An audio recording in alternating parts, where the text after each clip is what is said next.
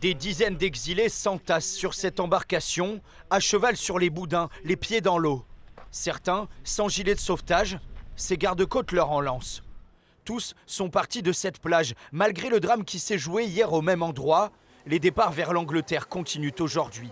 Cet autre groupe a échoué à embarquer et repart en quart. Direction ce camp à Grande-Synthe.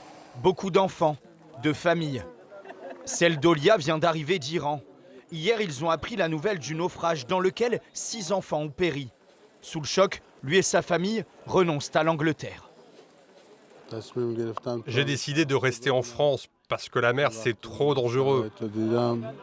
Je me sens très mal après ce qui s'est passé et ça ne vaut pas le coup que j'emmène mes enfants. Je ne veux pas prendre le risque. Je m'en voudrais et je ne pourrais pas supporter qu'il leur arrive quelque chose. Il y a 3 semaines, Mariam, elle, est arrivée seule avec ses 2 enfants de 7 et 4 ans en provenance d'Italie. Depuis, elle a déjà tenté à 5 reprises de prendre la mer, sans succès.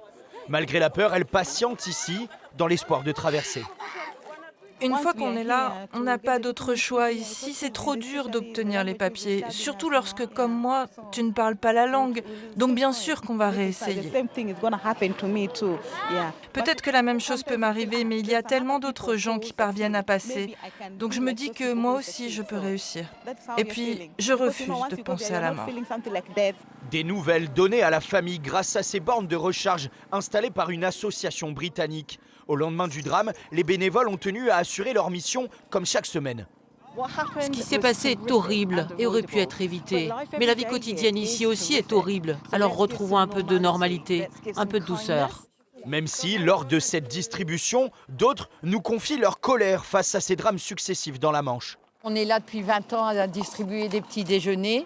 Voilà, on voit la misère du monde et la misère, elle tombe à l'eau et voilà, à cause de gens mal intentionnés. Donc on est forcément révoltés. La crainte d'un nouveau drame. Alors que ce soir, les conditions météo se dégradent d'heure en heure, la surveillance est renforcée sur la côte, 24 heures après le naufrage le plus meurtrier de l'année.